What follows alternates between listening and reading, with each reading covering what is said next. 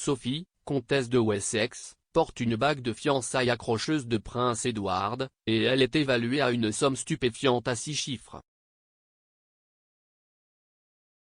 Voici comment la bague de fiançailles de Sophie a des liens avec la princesse Diana et Kate Middleton. Les annonces de fiançailles royales suscitent un énorme intérêt national, les fans royaux cherchant toujours désespérément à apercevoir une nouvelle bague de fiançailles royales. La plupart des bagues de fiançailles royales des dernières décennies ont présenté des pierres centrales de rubis et de saphir.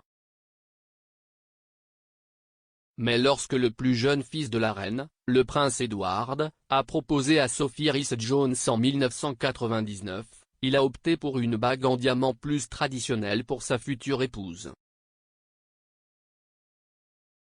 Sophie et Edward sortaient ensemble depuis plusieurs années avant que le palais de Buckingham n'annonce que le couple s'était fiancé. Une déclaration du palais disait « La reine et le duc d'Édimbourg sont ravis d'annoncer les fiançailles de leur plus jeune fils, le prince Edward, avec mademoiselle Sophie Rhys-Jones. » Le couple a demandé la permission de leurs parents respectifs entre Noël et le Nouvel An. Les deux familles sont ravies de la nouvelle. Sophie et Edward se sont mariés lors d'un mariage de conte de fées à la chapelle Saint-Georges de Windsor plus tard en 1999 et ont ensuite reçu les titres de comte et de comtesse de Wessex par la reine. Sophie est souvent photographiée avec sa bague de fiançailles aujourd'hui, et le cierge magique est orné de 3 diamants sertis d'or blanc. La pierre centrale est un diamant de taille ovale, flanqué de façon plutôt romantique de 2 diamants en forme de cœur. La bague de fiançailles de Sophie aurait une valeur stupéfiante de livres sterling 1,05000. Sophie porte souvent sa bague de fiançailles aux côtés de son alliance traditionnelle en or gallois. Comment la bague de fiançailles de Sophie Wessex est-elle liée à Diana et Kate? Le prince Edward a choisi une bague de fiançailles pour sa future épouse de Garrard, qui était le bijoutier préféré de la couronne pendant des décennies à l'époque.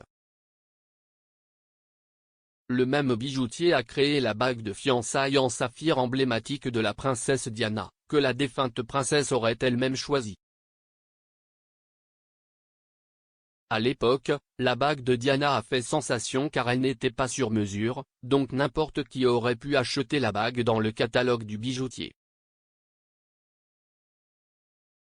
Mais Diana était connue pour adorer le cierge magique en saphir et diamant, et il appartient maintenant à la femme de son fils William, Kate, duchesse de Cambridge.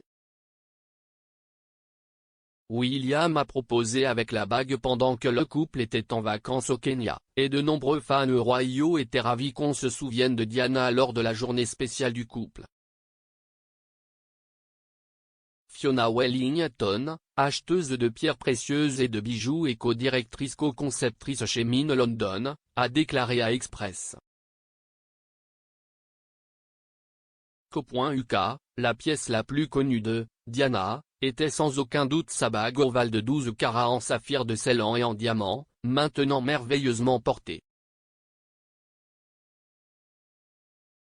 Encore une fois par Kate, duchesse de Cambridge, qui symbolisait pour eux deux la présence de Diana dans leur célébration.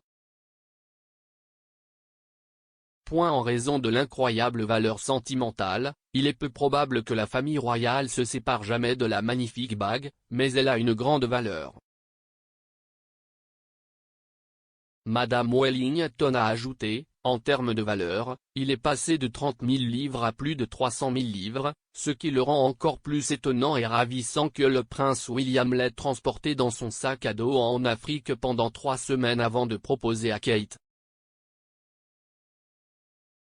Des comparaisons peuvent également être établies entre la bague de Sophie et la bague de fiançailles de Meghan Markle. Lorsque le prince Harry a annoncé ses fiançailles en 2017, Meghan a présenté au monde une superbe bague en diamant à 3 pierres. Le diamant central provenait du Botswana, un pays qui occupe une place particulière dans le cœur de Meghan et Harry. Pour le troisième rendez-vous du couple en 2017, Harry aurait emmené Meghan dans un luxueux lodge au Botswana. Dans un clin d'œil touchant à sa mère, Harry a conçu la bague pour que la pierre centrale soit flanquée de 2 diamants plus petits de la collection de bijoux de la défunte princesse Diana.